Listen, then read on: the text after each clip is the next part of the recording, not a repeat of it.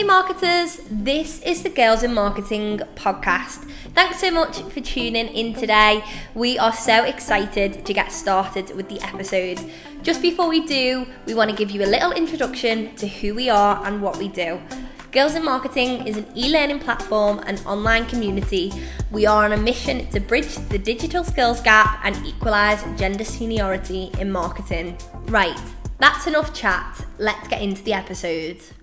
Hello and welcome back to the Girls in Marketing podcast. Today I am very excited to welcome back a podcast guest that has been on before, actually, Karina Scott. She is the founder of Girls About Social, and I'm very excited because we've actually recorded a podcast in June 2020 and she's back for another episode because it went so well and we had so much amazing feedback from it. So we thought, you know what, we'll revisit it.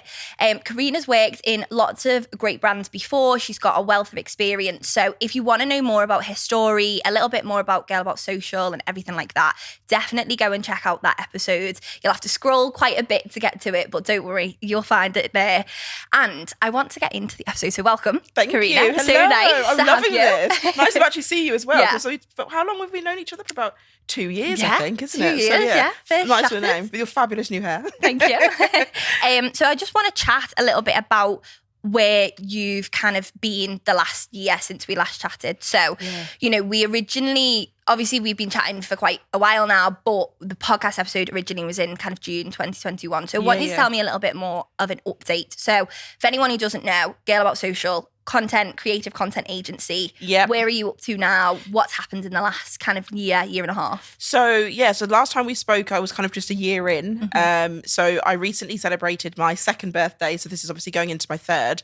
I would say the difference has been the clients that I'm working with, gained a lot more confidence. So I do more masterclasses now, more training as well, because I definitely noticed at the beginning, I launched Girl About to help brands with their social media.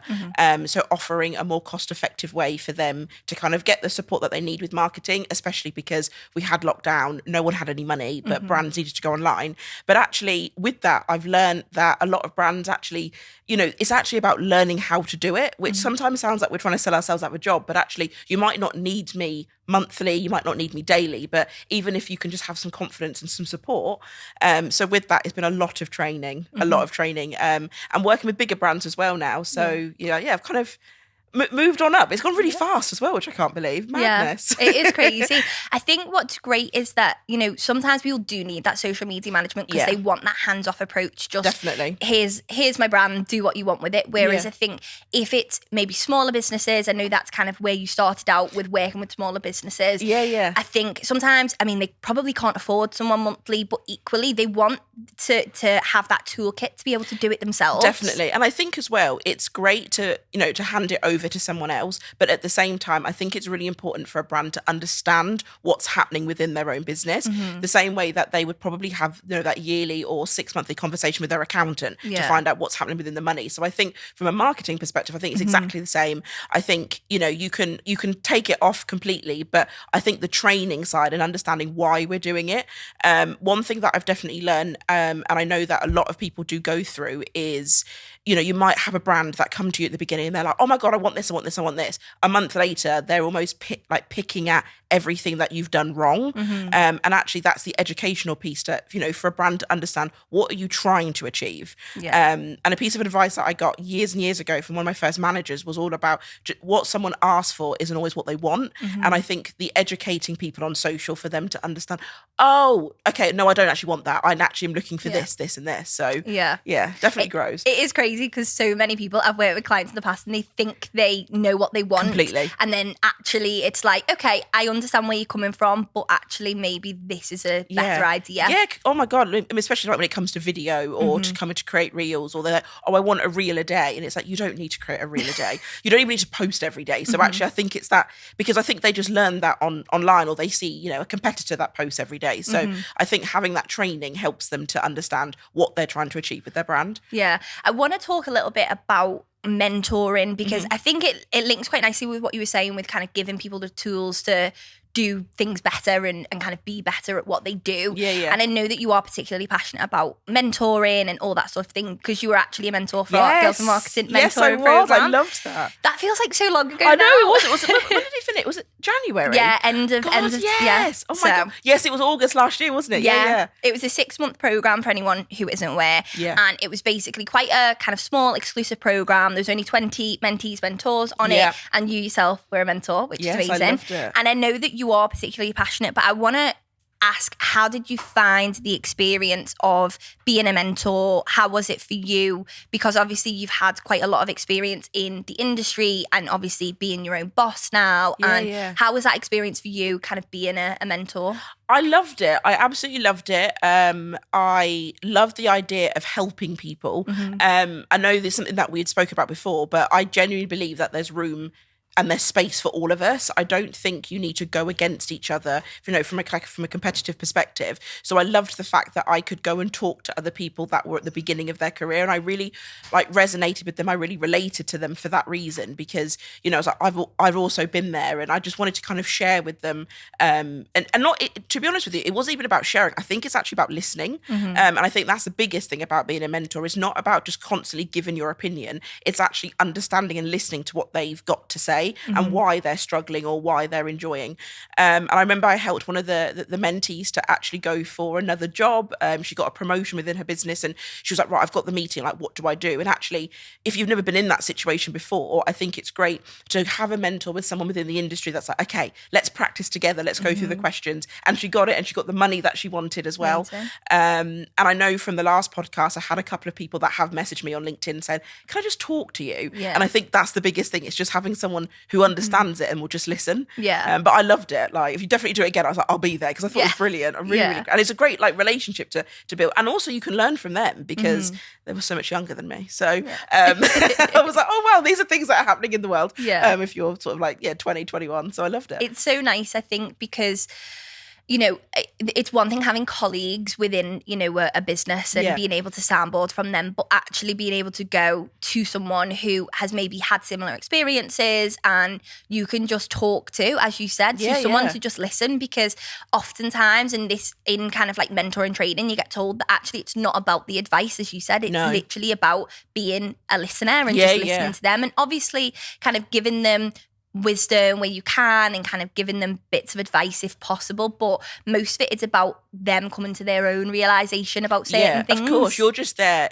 You're almost like a sounding board. And even now, I actually have a business coach, so it's exactly the same thing that we do every single week, where I will come to him, and I always think sometimes I'll go to one of the a conversation that we'll have in one of the meetings, and I'll be a little like, oh, I've nothing really to say today, or I'm not really doing much, and actually just talking at him, I have so many ideas, and I'm like, oh my God, I love that. I come away learning something. And I think you're right. I think that about being a mentor is listening.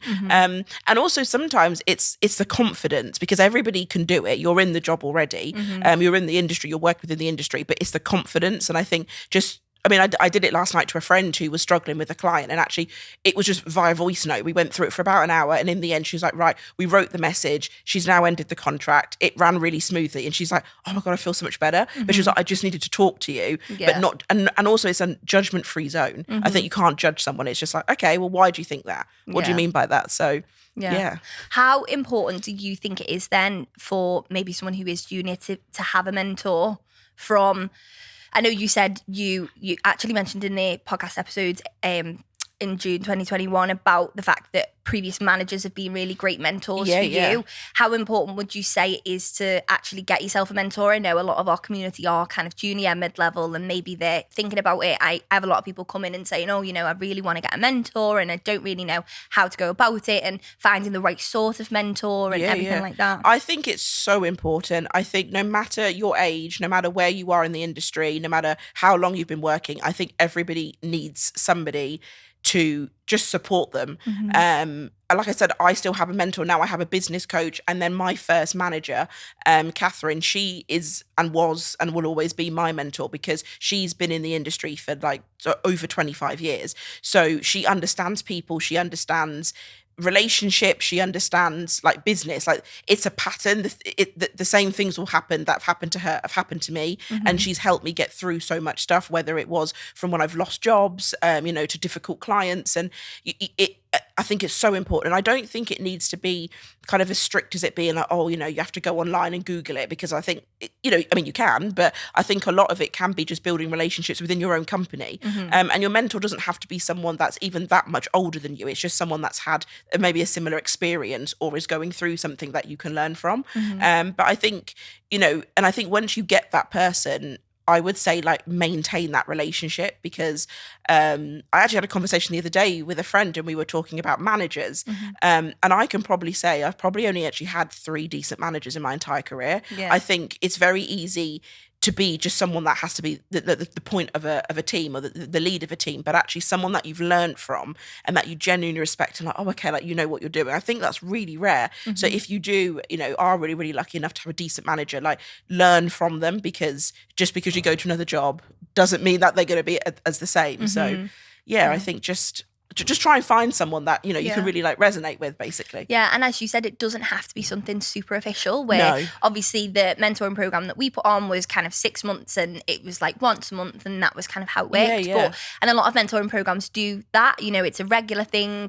But in fact, sometimes it might just work better for people if it is a more casual conversation. Yeah. And I found myself, so within our membership, I have one-to-one drop-ins with people. It's not mentoring, but actually sometimes people regularly book in, once a month or every other month. And I chat to similar people sometimes, and it's really nice to kind of build that relationship with people, but in a non kind of strict capacity, just something that we can chat about, and it's not too serious. And I'm like, you know what, if you want to book again and chat with me again, like do it, and if you don't, I'm not going to be offended. Oh no, completely. And I think you're right. I think having a mentor doesn't have to be weekly, because you might not need them weekly. It's having someone that you can soundboard off, I should say, and someone that you can talk to. And it doesn't have to even be an official term. You don't have to kind of, it's not like, oh, my therapist said, or this person said, or my accountant said. It's just literally someone that you're like, if I'm in a problem, I can go to them and I know they're going to give me the sound advice. And actually me saying that, it's like I probably mentor a lot of people without it being like a big thing. It's just like last night, it's like my friend, she comes to me every time she's got an issue with a client, so we go through it together, and that's it. It doesn't, there's nothing more about it. No strings attached. No. But of course you can, you can do it in the more official sense. I think it's as well understanding what you want from a mentor. So saying, okay, sitting down and really just brainstorming, what do I want from this? Like, do I want someone who I can chat to weekly, or is it just someone, as you said, to just soundboard off? Like, I just want, sometimes I just want to have a bit of a rant or chat about something that's happened, or, go for that promotion or something like that. Yeah, it's like a cheerleader. It's a cheerleader. It's someone that you can just talk to, and there's, like I said, a judgment-free zone, and they can actually give you sound advice. But a lot of the time, it's not about them telling you what to do. It's just about listening and kind of weighing out the pros. And I know, especially if you are in an industry like marketing and creative, where sometimes it's quite hard to talk to your friends about things, only because they might not fully understand it. So having someone in the industry just means that they can resonate a lot more. Most definitely. So I want to dive in a little bit about social media, because I feel like that is your main area of expertise. That's where Girl About Social started. That's kind of where you've come from. I know you've had a lot of experience with a lot of different things, but I feel like you are particularly passionate about that. Yeah, most definitely. The social media landscape has changed a lot in the last few years. There's been new platforms. There's been platforms that have gone away, that have come back, everything like that.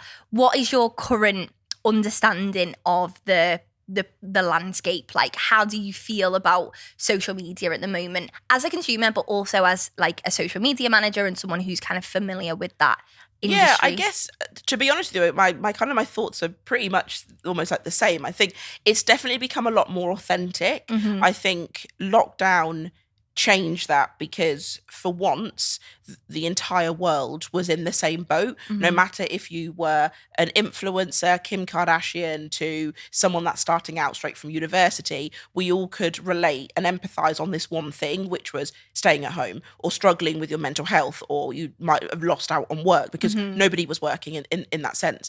So I think I'm quite impressed, and I like the fact that it's become a lot more authentic. I know that we have had a lot more platforms come in, like Be Real, which I don't fully understand, but I don't think obviously it's really based for me because I'm kind of on the older edge of being a millennial. But I think I love the fact that it's still going. I love the fact that it's still a space where you can share. Yeah. And I think it's given so many brands opportunities to build. Like you and I, we actually built a relationship on a social media platform, which, even like 5 years ago seemed a bit strange. And actually you can kind of reach out and talk to more people. Half the work that I do, I can work with clients all over the world if I wanted to.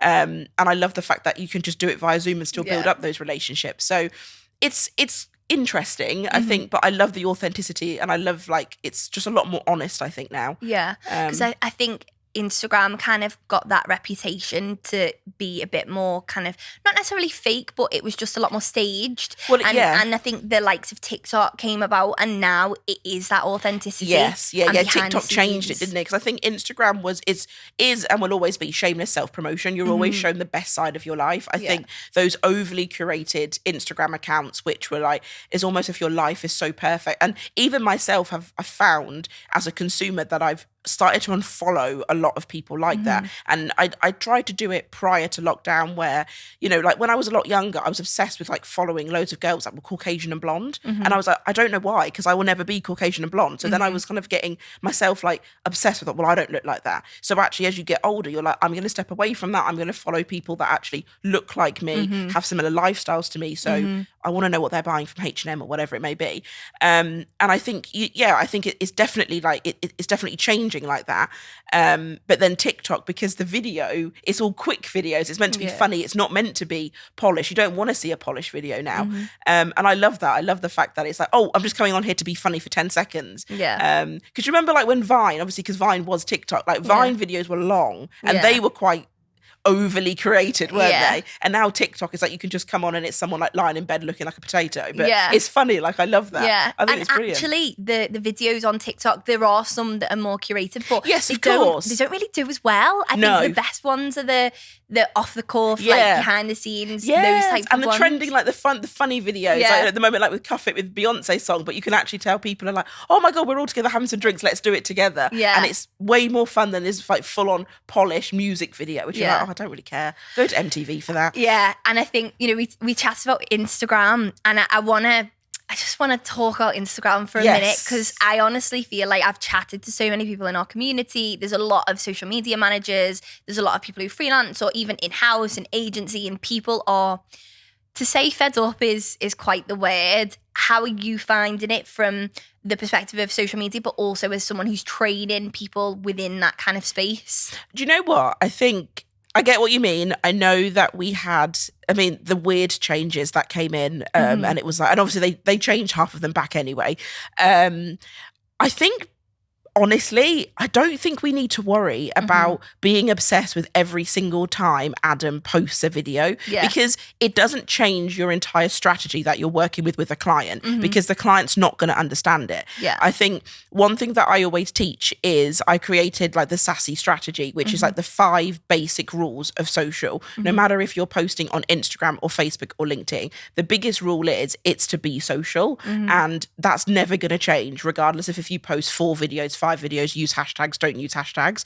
The main point of why you're on there is to be social to your audience, to engage with your audience, and to create a community, and that's never going to change. I always kind of say this actually on other things, but I have a friend that she's got a house account. It's absolutely blown up. She has over 15,000 followers, all organic, she's got a beautiful house. And I remember she came to me and she was like, do I need to start doing all these reels? Because I don't really want to do them. She doesn't really show her face. She just kind of shows behind the scenes. I said to her, you've created an audience of 15,000 people. You've never posted a video. So why on earth do you think you need to? So I think the biggest thing is the pressure. And I think, you probably are the same. We follow so many social media managers. They all kind of jump on the bandwagon, been oh my God, Adam's posted a video. Now I have to change my entire strategy. It's why? Because it's almost a bit like Slimming World. And you know how Slimming World once was saying the Muller yogurt was 4 sins. And then the other day they were oh no, now it's 1 sin. You're well, how does that change? Eat the yogurt or don't eat the yogurt. It's literally that simple. So I think I just think like don't worry about it. But if you know what you're doing for your brand works, then just stick to that and remove the pressure of worrying about how often you've got a hashtag or not hashtag. Like, because it will change tomorrow. And then you'll be like, well, everything I've done for the last year is now counterproductive. So just focus on the main bits that we all know about social, which is be social, stay engaging and listen to your audience. Yeah. That's it. And I think like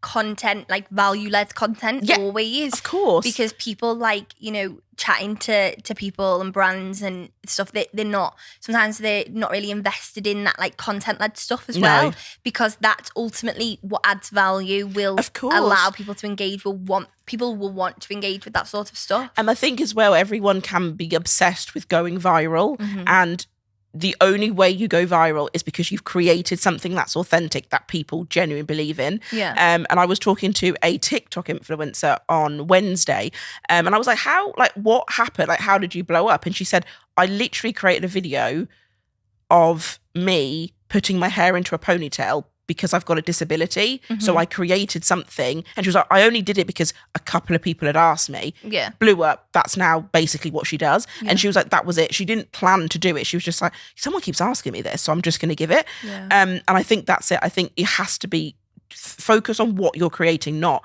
even like trending audio. Don't just create a video with trend. If you like the song, just use the song, but don't panic if it's not trending. Like, it doesn't matter, because people aren't relating to the song, they're relating to the content that you've created, not the fact if it's trending or not. Like, it doesn't matter. Well, that was something I wanted to talk about, was like trending audios. And like, I know TikTok is massive and I love TikTok as a consumer. I'm not so much a poster. But, no, I'm not posting like a secret poster. I was scrolling but never created any content for it. No. But is TikTok something that you offer as a service or anything like that? And also, how do you feel about the whole movement of TikTok? I know you talked about authenticity before. Yeah, I love TikTok. I love it as a consumer. I love it as a marketeer. I think it's brilliant. I love the fact that the video content is raw. I love the fact that you can create something quite quickly. It is something that I do offer to brands. However, a lot of brands aren't on TikTok yet, as in a lot of the smaller businesses, obviously huge brands are.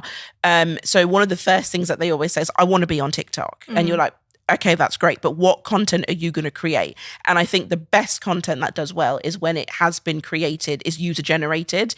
Like Skims, for instance, they barely create any in-house content unless they're doing a shoot with Kim and the rest of the models. Everything that they create and they post is user generated. So I always say, right, okay, we're going to do this, but who are we getting to create the content for us? And I think that, but that goes back to it. Like, why would someone want to see your content? I know like M&S does very well because they allow their actual stores to create the content. So it's funny, it's not just random people at head office just doing videos. It's actually people in the store that you can relate to.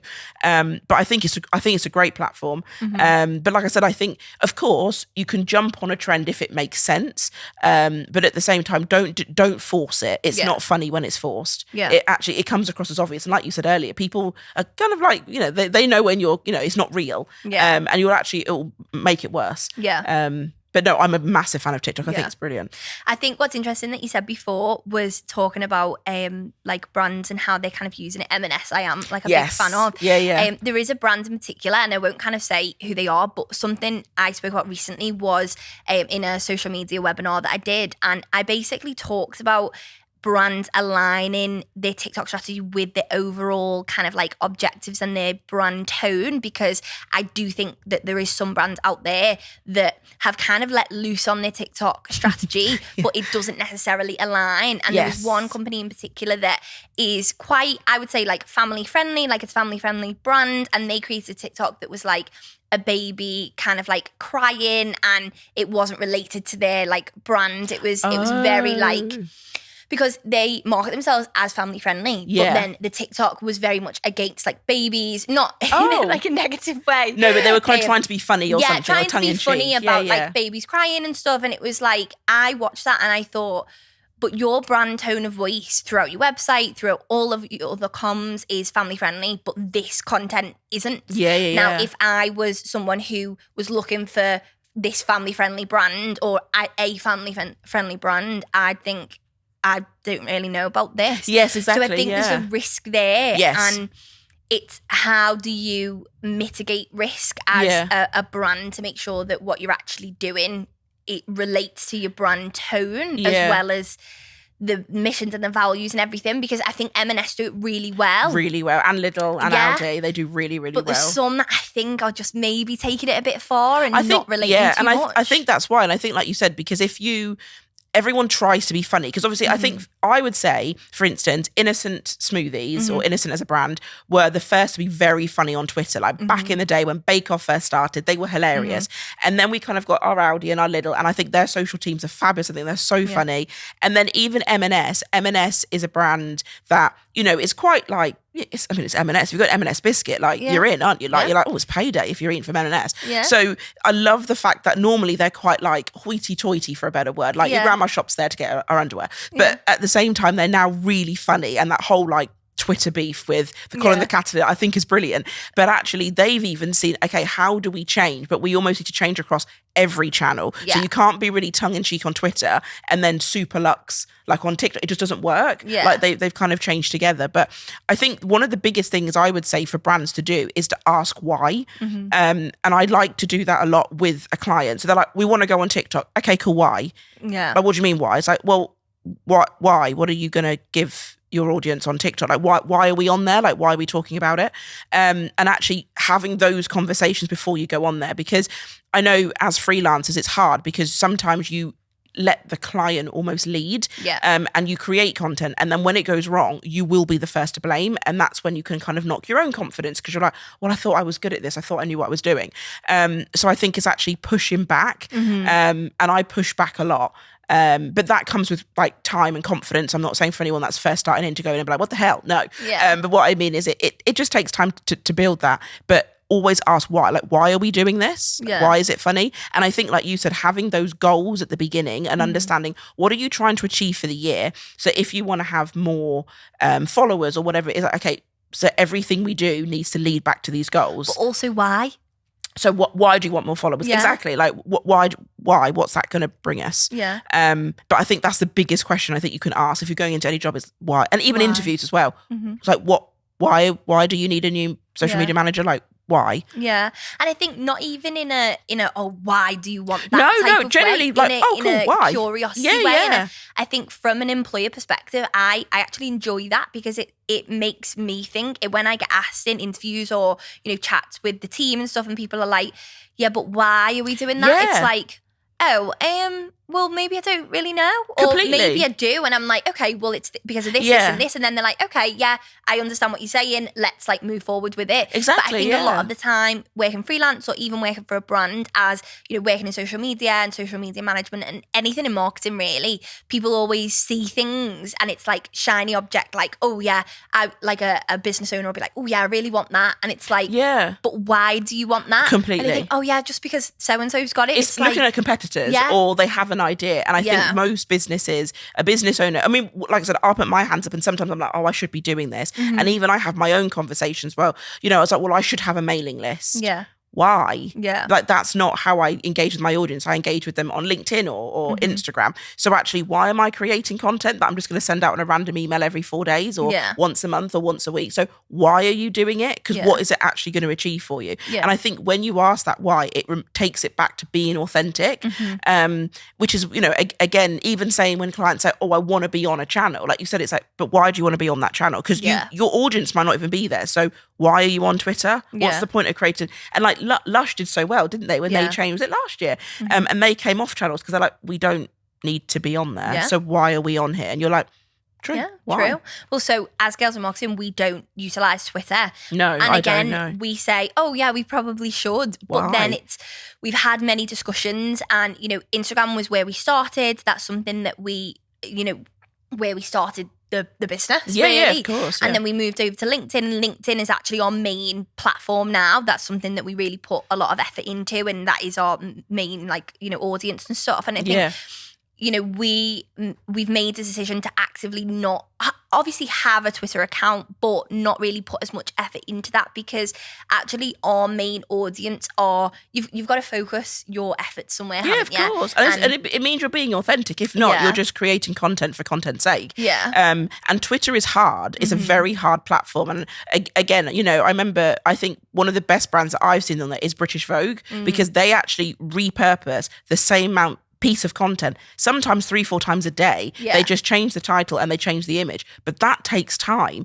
And if you are a small business or you don't have a massive team, you're never going to have time to do it. I mean, there's so much scheduling but it works for them because obviously they're part of conversations and they've got Vogue Business and they do really well with that. But I'm the same as you. I mean, I don't even have Facebook for Girl About because that's not where my audience is. I'm on Instagram and I'm on LinkedIn. And that's fine with me. I don't feel that I'm missing out on anything.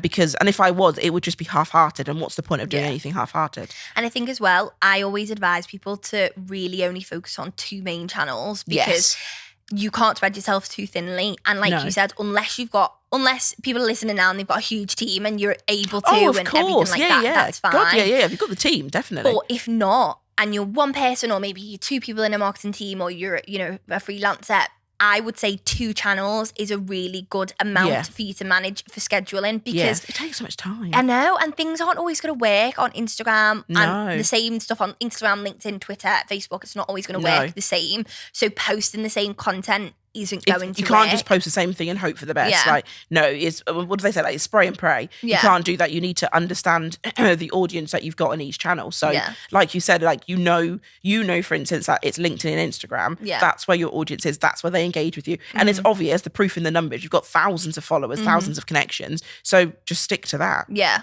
And I think we've experimented a lot with TikTok, and that's something that, you know, we've gained a good amount of followers on there, but that isn't something that we necessarily see, or for us it's not really a community channel. No, because it's quick, isn't it? Because it's on the For You page. So no, I don't have a TikTok. It's nice. It's a nice to have, but it's not necessarily like the main kind of strategy. So it's something that we do in the background when it's kind of like we've got time to do it and that sort of thing, which is fine. Yeah. And I want to talk about LinkedIn, because we've talked about so many other channels, but I haven't spoken about LinkedIn. So LinkedIn, you offer for your clients. That's I do. That you offer. LinkedIn, I'm a massive fan of. That's where our, you know, Girls Marketing is biggest channel. We get a lot of people chatting about us. We've got, you know, hundreds of thousands of people now on our, you know, in our connections on LinkedIn. How do you feel about LinkedIn? Because I think some people are quite intimidated by it in terms of as a marketer.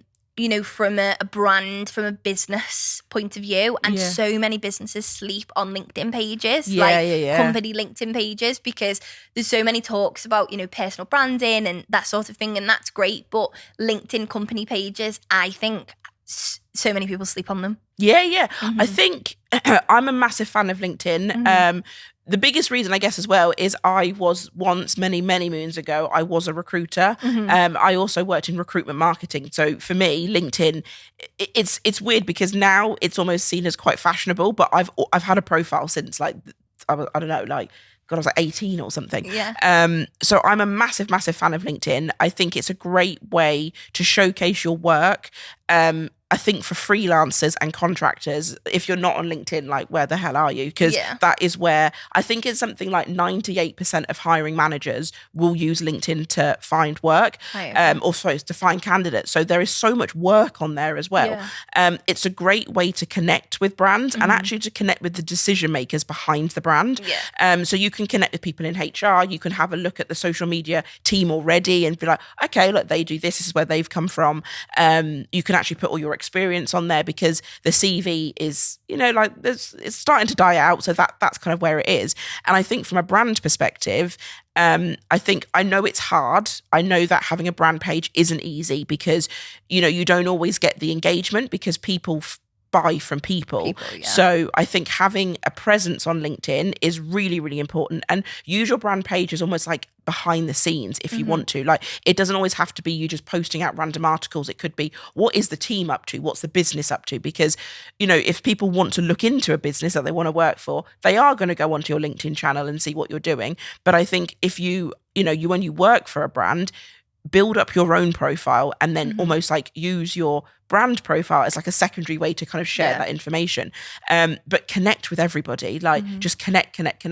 My boyfriend's actually quite new to LinkedIn, and we set it up like last year, and he was saying now, he was like, oh my God, like I get it. And actually I could apply for jobs or connect with those people. And even he went for a job the other day and he actually messaged someone that does the job in the company to be like, what's it like? But you would never ring up someone randomly, would you? But on LinkedIn, it's 10 seconds and suddenly you've got genuine information about a job and what a company culture is like. So I think it's so important. And again, it doesn't take that much time to kind of set up and put your information in, and use it for your testimonials, use it for just as a way to connect with people. And they're like, professional manner, like slightly sleeker than Instagram, but still super, super important. Yeah. And I think LinkedIn for me makes the world feel so much smaller, especially in marketing, because there's so many like huge brands that you would think, oh, it'd be, for me, I'm like, it'd be really cool to like chat to this person from this brand. And then I like just reach out to them on LinkedIn, and then it's like a 2-second conversation. You're like, and that's what I love about it. I love that you can really see what's going on, and you can understand a company culture. And like I said, you can connect with the hiring managers. Like if you're looking for a job and you see it come up and you're like, oh wow, it's working for this massive, like I said, Luxe brand. It's like, just message the marketing manager and say, I've applied for this job, this is my CV, because they're going to stalk you anyway. So at least be in control of what they're stalking. Like then they can see what you look like and what you're doing and how fabulous you are. Like why not?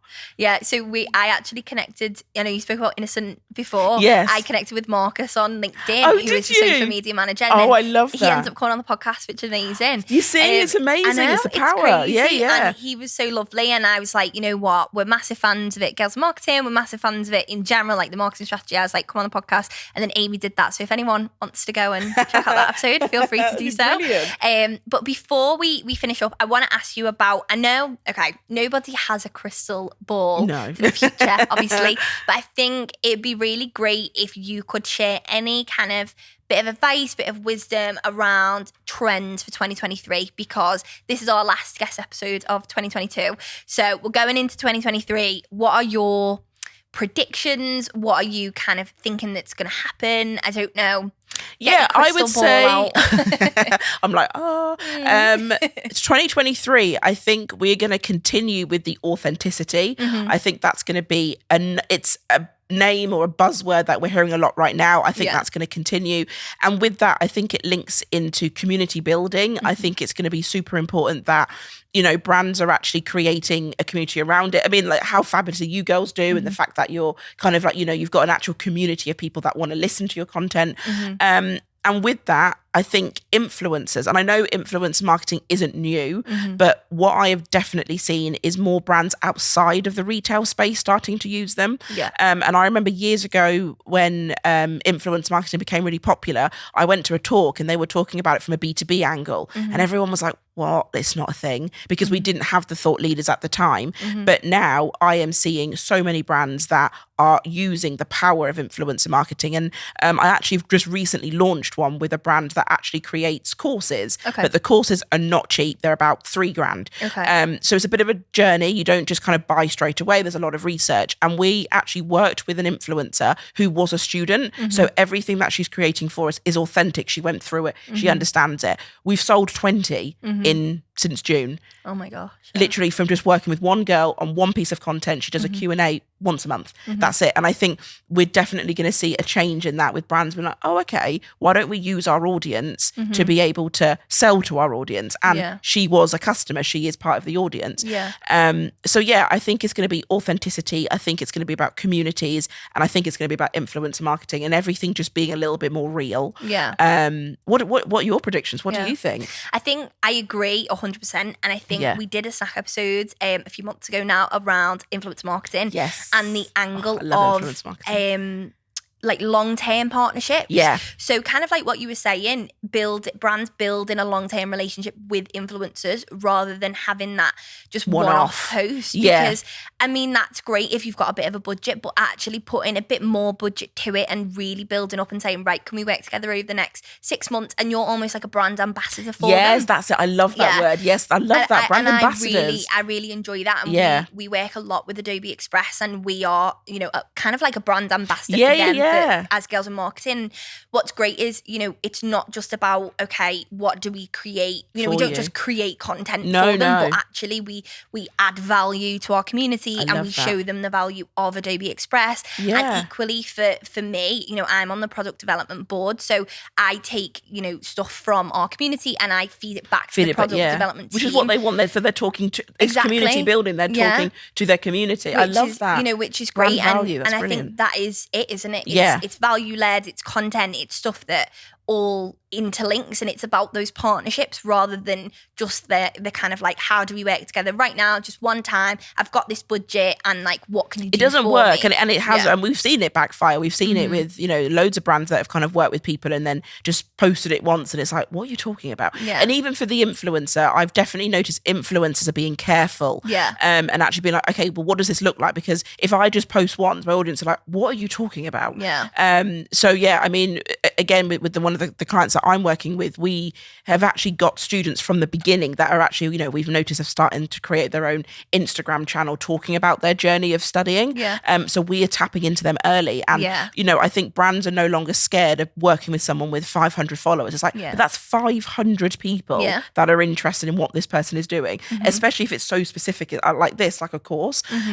So we're working with those, and actually that makes sense. It's literally 500 people that we need to come and join. So I think you're right. I love that brand value, brand ambassadors, authenticity, just showing up and being open, fair, honest, and real. That's it. I definitely feel like that is a great prediction. Just to finish up, so I want to ask you, what piece of advice would you give to yourself starting out in a career in marketing?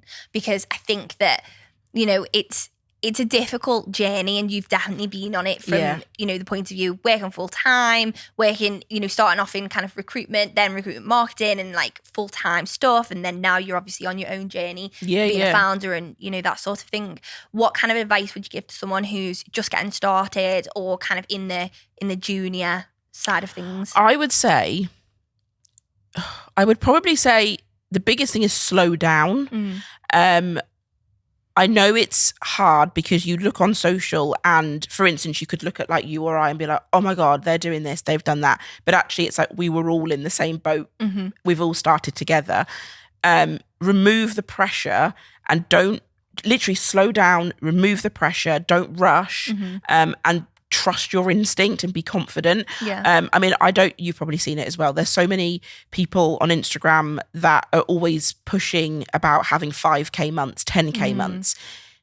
That takes a lot. And why don't we just focus on making £500 a month before we're trying to make $5,000? So I just think just go with it, and ask for help, get support, like connect with us, you know, connect with people that are in the industry that are open to helping you, but slow down. Like you're going to get there, but it's not going to happen overnight. It's not going to happen in 6 months. It could happen in 6 months. I'm not saying that it wouldn't, but don't rush. And work with these people that are pushing things that literally don't make sense. It's just, and understand yourself as well, because your services change, you know. Success doesn't happen in a straight line, and every year I learn about myself and things that I thought I enjoyed back 2 years ago that I'm like, I'm not going to do that anymore. But every single client is to learn from it. And there's this quote someone said to me the other day, which is, you never lose, you just you either win or learn. And I really liked it because you're like, no, you're right, like there's no loss to it. But just slow down, you're going to get there. No, I absolutely love that. Thank you so much for coming on today. Thank you, I loved it. Thank you for having me. Right, that marks the end of another great episode. We really hope you enjoyed tuning in today. And if you did, please share with your friends, rate us on Apple Podcasts, follow us on Spotify, and watch the video version on YouTube. We've got so many exciting things coming, so we really love for you to get involved. See you soon.